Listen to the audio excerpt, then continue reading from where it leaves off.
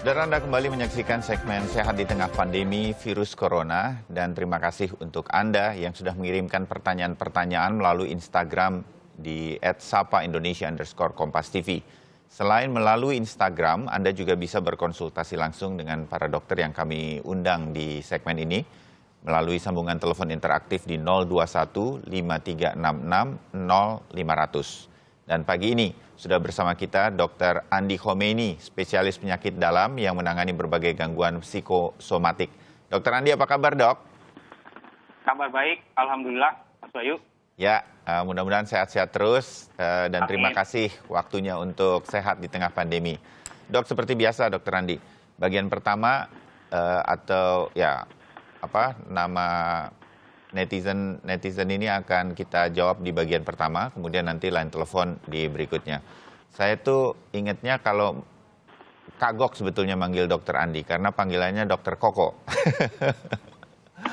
Jadi kalau saya sedikit Dokter Andi atau Dokter Koko, maafkan ya Dokter Koko. Oke. Siap. Ya, pertanyaan pertama melalui Instagram atau dari netizen, ini ada @ahmaddktsr17. Mudah-mudahan saya betul menyebutkan akunnya ini. Pagi dokter, hari Minggu kemarin saya habis makan pedas, tersedak. Habis itu kepala saya angkat agar cairan tidak keluar dari hidung. Kalau keluar dari hidung biasanya panas begitu. Nah, lalu selang beberapa jam ada riak keluar berupa darah. Ini saya kenapa ya, Dok? Dokter Koko? Ya, jadi terima kasih atas pertanyaannya, Mas Ahmad. Ini gangguan sudah berapa hari berarti ya? Nah, mungkin kalau saya sih ingin tahu hari ini tuh apakah keluhannya masih berlangsung atau enggak. Tapi kalau lihat yang dialamin itu ada tersedak dulu, kemudian disusul ada darah yang keluar. Mungkin kemarin itu ada sedikit pembuluh darah yang pecah. Ya, pembuluh darah yang pecah ini itu seperti kapiler, kayak ada pembuluh darah yang kecil sekali, dan biasanya karena ada tekanan, misalnya pada saat kita tersedak, bersin, batuk, itu karena tekanan tinggi dia bisa mengalami sedikit seperti luka di situ. Dan ini sebagian besar sebenarnya tidak terlalu bermasalah asal itu tidak berlanjut. Oke. Nah, yang jadi concern kita kalau ini sudah sering terjadi, biasanya kita anjurkan untuk jangan ditunggu lagi, sebaiknya pasiennya segera ke dokter untuk pemeriksaan lebih lanjut apa yang terjadi di bagian telinga, hidung, tenggorokan, dan kerongkongannya. Karena daerah-daerah itu yang mungkin ada anyaman pembuluh darah yang agak rentan tadi. Kalau berulang-ulang, tapi kalau cuma sekali habis itu volumenya sedikit dan berhenti, berarti kita nggak terlalu perlu khawatir untuk itu. Oke. Jadi bukan hanya bersin atau sesuatu yang bisa mengganggu di saluran pernafasan terutama hidung, tersedak pun bisa ada gangguan di pembuluh darah sehingga kemudian keluar darah seperti mimisan, begitu ya, Dokter Koko ya? Iya. Tapi kalau terlihat jumlahnya juga perlu dilihat, frekuensinya juga perlu kita pertimbangkan. Kalau misal itu cuma seperti trik, seperti garis gitu, itu juga kalau kita ingat di masa-masa masih kecil, dan anak-anak mimisan cukup dengan didinginkan, disiram ke kepala itu juga udah, karena sebagian orang ada lagi mengalami dilatasi di kapiler yang halusnya itu. Oke, dan mudah-mudahan. tekanan tiba-tiba meningkat itu bisa agak ada perdarahan. Dia akan segera ditutup lagi. Ya, berarti untuk Ahmad paling tidak dilihat. Kalau sering atau setelah tersedak kemarin berdarah dan masih berlanjut sampai hari ini, segera periksakan, gitu ya. Oke, sekarang pertanyaan kedua dari @Anissa Ferdina. Dokter, saya ingin bertanya, kaki ayah saya akhir-akhir ini mengalami pembengkakan jika beliau melakukan aktivitas. Bahkan untuk berdiri lama saja bisa kemudian menjadi bengkak. Akan tetapi kakinya kempis ketika beliau bangun dari tidur atau tidak melakukan aktivitas sama sekali. Kira-kira itu disebabkan oleh apa? Apakah berbahaya, Dokter Koko? Oke, jadi untuk Mbak Anissa, banyak hal yang mesti kita evaluasi sebenarnya terkait dengan kaki yang bengkak. Tapi kalau lihat dari kalimat-kalimat yang dikemukakan, Dari Ya. situ kita bisa curiga mungkin ada masalah di pembuluh darah atau di jantung dari ayah Mbak Anissa. Tentu kita harus lihat penyakit-penyakit yang terdahulu catatannya apa, apakah ada hipertensi, tekanan darah tinggi, kemudian ada kencing manis atau diabetes mellitus, adakah faktor-faktor yang lain atau obat yang sedang diminum. Jadi banyak hal yang mesti kita review, tapi kalau sebagian besar dari gangguan kaki bengkak itu biasanya cukup ringan dan dapat segera kita bisa bantu dengan obat-obatan tertentu. Tapi lagi-lagi harus dilihat apakah yang bermasalah, apakah jantungnya atau pembuluh darahnya atau karena ada obat tertentu yang diminum. Oke. Ya, jadi ini juga butuh pemeriksaan lebih teliti, kalau bisa diperiksakan segera, begitu ya dok ya? Iya. Oke, pertanyaan ketiga sekarang datang dari @yasermuh. Dok, saya Yaser, berusia 23 tahun. Ketika saya bangun dari tidur, ternyata suka ada luka memar berwarna merah di bagian pundak saya. Sudah hampir 3 hari, lukanya makin memerah seperti melepuh ini dok. Ini penyakit apa ya dok? Saya sementara tubuhnya itu saya merasa sehat, tidak ada gejala apa-apa. Dan saya harus bagaimana dok? Dokter Koko.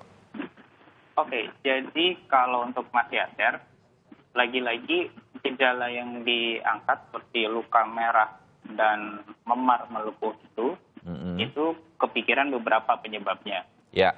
Mulai dari kemungkinan virus, ya, kemungkinan juga karena dia ketindih.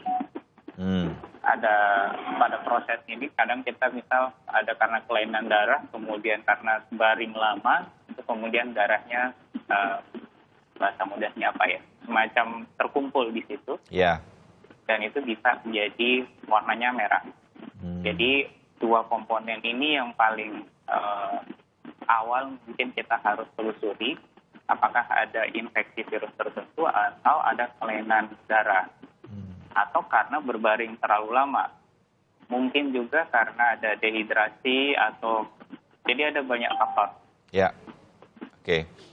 Yang harus karena orangnya nggak ngerasa apa-apa, dia merasa sehat saja, tapi ada gejala seperti itu.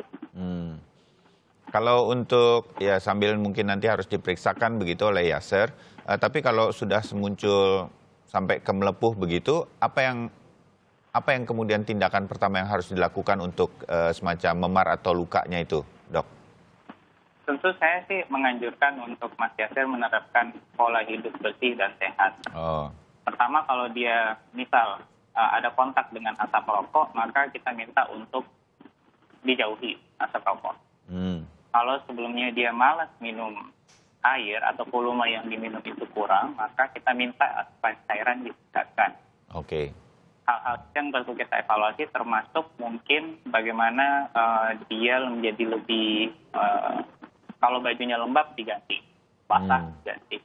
Karena kita mencoba, kita kan belum tahu ini karena apa. Oke. Jadi faktor-faktor yang mungkin menyebabkan itu ya kita coba eliminasi, kita coba kurang. Oke, ya mudah-mudahan didengar oleh Yaser ini saran dari Dokter Koko. Pertanyaan berikut dari @diandrd. Dok, saya sudah 3 hari BAB terus-terusan dok. Badan saya sampai lemas, tenaga saya terkuras habis. Saya sudah meminum air kelapa muda yang katanya bisa mengeluarkan racun di dalam tubuh. Apakah boleh dok saat diare meminum air kelapa? Sebab saya masih belum ada perubahan sejak meminum air kelapa tersebut dok. Terima kasih. Kenapa ini Dokter Koko? Oke, Mbak Dian udah 3 hari mengalami gejala BAB yang terus-menerus. Tentu ada bahaya dehidrasi di sana.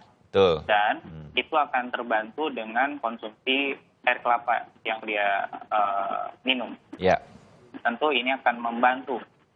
Tapi kalau gejala diarenya itu sendiri tidak berhenti, masih terus berlanjut, maka tentu kita perlu telusur. Apakah, apalagi sudah 3 hari ya, apakah ada makanan tertentu yang kemarin terkontaminasi kuman penyakit tertentu? Karena kalau kumannya masih ada di dalam, berarti akan terus proses diare itu bisa berlangsung. Ya.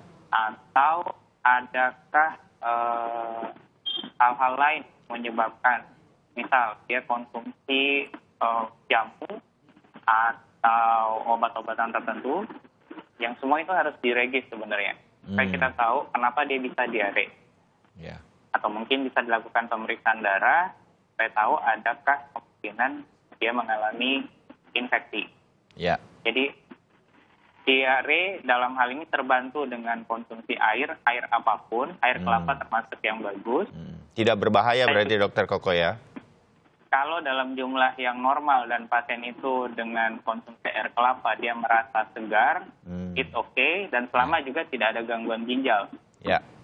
Karena kita nggak tahu berapa banyak yang sudah diminum ya. Jadi banyak item yang perlu dievaluasi. Saran saya sih kalau sudah 2-3 hari penyakit berlangsung, semua gejala-gejala itu kita sudah konsumsi obat yang over the counter, yang dijual bebas, masih berlangsung, mending ketemu ahli kesehatan, mending ketemu dokter untuk lihat apa yang miss selama 2-3 hari ini. Ya, oke. Baik. Penyebabnya mungkin sesuatu yang agak di luar kebiasaan begitu ya? Ya. Pemeriksaan lebih detail diperlukan. Oke, Dokter Koko, kita jeda dulu sebentar untuk kemudian nanti menjawab pertanyaan-pertanyaan yang sudah hadir di line telepon interaktif. Tetap bersama Sehat di Tengah Pandemi.